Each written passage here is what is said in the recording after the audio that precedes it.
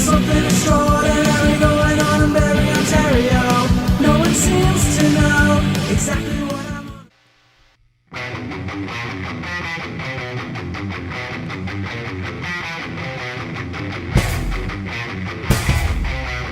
Welcome, Dan Allen from Indian Handcrafts. Thank you so much for joining us. Thanks for having me, dudes. And I love the fact you are sitting in, just it looks like you're just surrounded by equipment, which I'm not surprised by.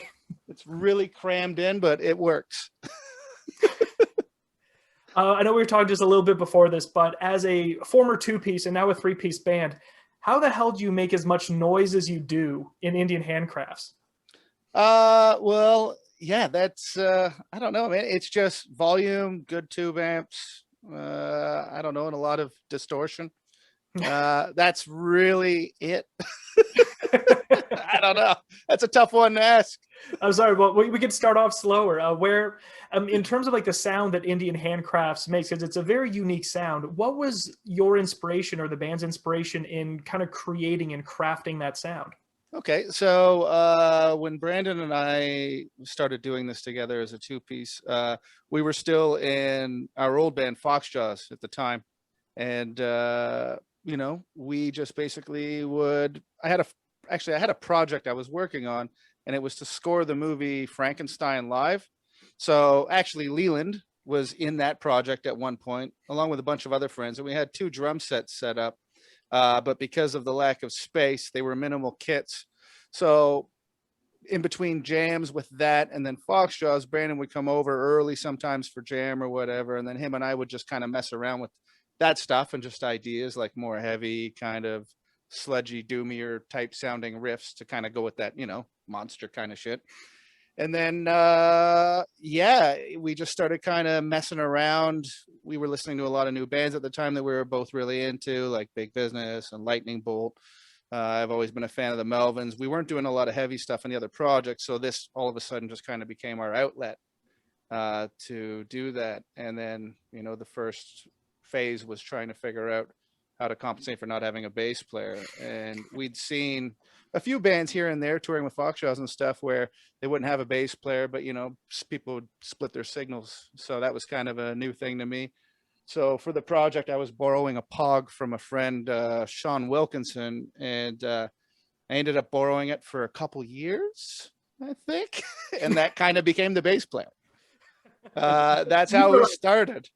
You were like emulating bass still in your songs, just not having an actual bassist. Exactly, yeah. So I'd split my signal. I would go into a Pog, and when you come out of a Pog, you've got I'm actually looking at one now.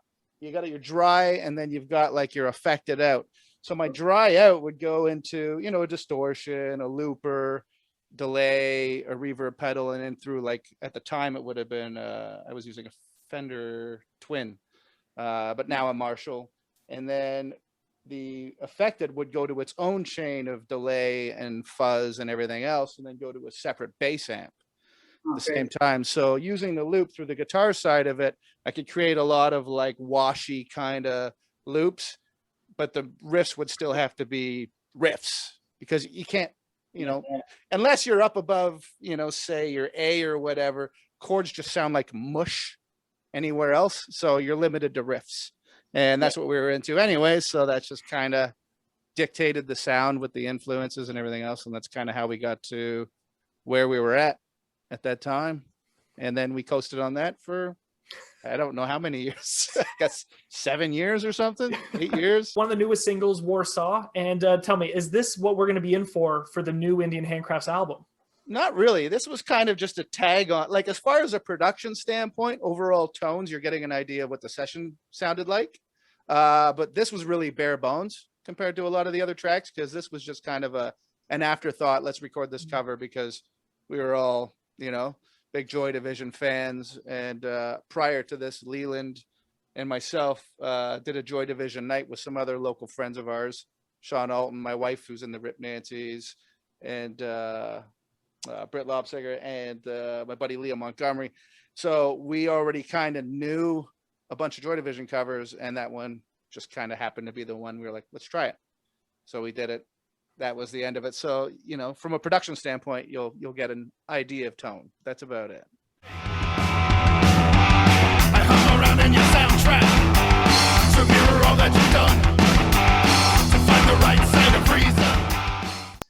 also been working with Grale. And Yeah. yeah, I've been really excited to actually talk about this because from what I've read, I find the band totally fascinating because it's like completely pandemic, like kind of motivated in a sense that you guys formed a band, but were writing completely remotely. So Yeah. That's yeah, correct. can you speak on like the writing process and how you guys like put the songs together? Okay, yeah. So the band is a four-piece, predominantly, but with guests kind of coming in here and there.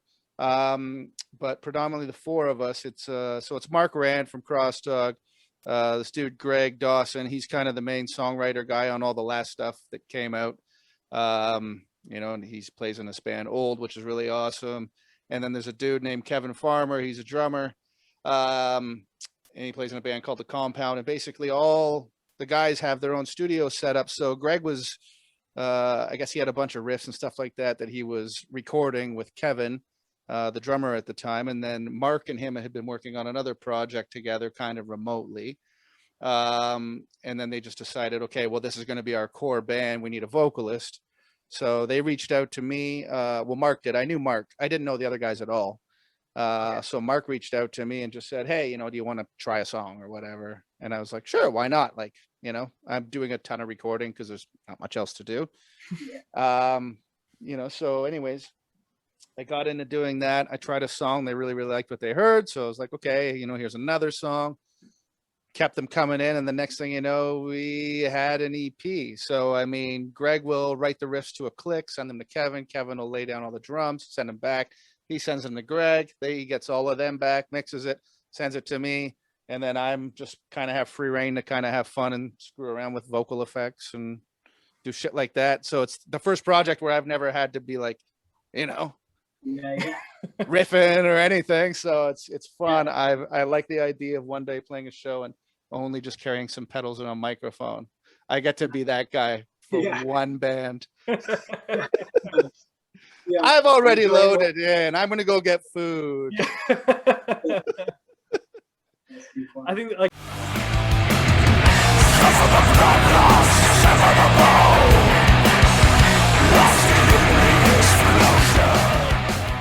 as soon as we are able to get back in a club together, could you tell me who is your ideal lineup for your first show back? And then give me a lineup outside the realm of reality. You could have any band, living or dead. Whoa, that's a good one. Okay, so first show back, it would be fun to play with. I'm trying to think of bands that have put things out in the last little bit that would be gearing up to do stuff. I mean, locally, I'd love to play with Hysterics again. They're fucking fantastic. Heavy Petter, also awesome. I haven't seen Razorback, but I've heard recordings of them, and that's Glenn's project. So I mean, I'd love to play with them. As far as local dudes, High Dives, we all still kicking around doing stuff. Hell yeah, that would be amazing, man. Do it again. That would be a party. Yeah. You know what I mean? That would be a fun party with a bunch of awesome people. So that would be my, hopefully realistic one. Mm-hmm. Sign me up. When we're able to do that, let's do it, man. That'd be amazing. Hell And then as far as like a dream show, living or dead kind of thing, or reality.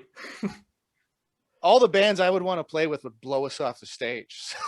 Be like, you know what I mean? I would like to be first of many bands with the headliner being the birthday party. Okay. That would be all right. I could get into that birthday party, Crass in their heyday, late 80s Melvins, I don't know. That would be a really, really, really fun gig, Yeah. There you go. And maybe an after party with Swans playing. So you're already planning the after party as well. Yeah. Well, I wanted to throw them in there and I'm like, where would you put that in? After party. Yep. As far as things coming up, I would throw in that we have all the finished mixes for the actual full-length Handcrafts album. Awesome. So we'll be getting that mastered over the next month and then going over artwork and stuff like that. So that'll be a summer release. again, Grale's recording EP number 2 right now. And then, like I said, we got some stuff coming up in May for the Slay at Home Festival. Aside from that, I'm wrapping up mixes and then sending off to master solo album, which will be under the Colonizor moniker. Nice.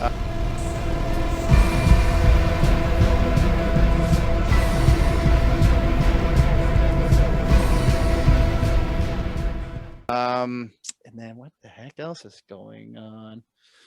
I don't really know. I'm hoping to have a block party show here in the summer if it's allowed, and get the neighbors in, and then maybe dress up like Kiss and do a Kiss gig again. Hell yeah. That'd be fun. We can sell neighbors on that. Oh yeah. Let's put the barbecues out front. Whatever. That's it. Yeah. If anyone knows how to get a permit to make that happen in the summer, hit me up. We always like to ask this question as we're wrapping up. Are there any particular bands or artists that we should be listening to because they're awesome? Oh, geez. So, yeah, I mean, depends on who's listening to this. I kind of obsess over bands over like good 2-week to a month periods. So right now, I mean, it's a tough sell sometimes for people depending on what your entry point is. But man, Nick Cave, I've just been all over the birthday party stuff and then some of the early stuff. And then I've just been branching off of that for the last little while and listening to any affiliated projects like Kid Congo Powers or the Cramps or the Gun Club, bands like that. Yeah, just a lot of that stuff. Aside from that, yeah, the birthday party. I don't know. Grale, if you haven't heard them, they're pretty good too. Toshi, our engineer producer, Toshi Kasai, just released a 4 vinyl set called Plan D. And it's basically all drums and drums triggering synth patterns that he did. And it's all based on the old Ray Harryhausen. He was a special effects guy, and he did all the films back in the 50s or early 60s, like Sinbad's Seventh Voyage. He's got a ton of guest drummers on it, like Dave Lombardo to Matt Cameron, Steve Perkins from Jane's Addiction, Dale from the Melvins, just tons of guys playing on that. That's something really interesting to check out for sure. So I would say check that out. Awesome. Thank you. Is there a particular Indian Handcrafts or Grale song that you want us to play as the credits roll? Oh, geez. This isn't going to air, is it? I'm going to offend somebody with that one. That's kind of why we started it. The most amount of comments and hype we get are, like, you didn't even mention us. Fuck you. I was going to say, screw those guys and play my own shit. Yeah. No, I don't know, man. You guys, I'll slide you a couple songs and you pick which one you want to play. Awesome.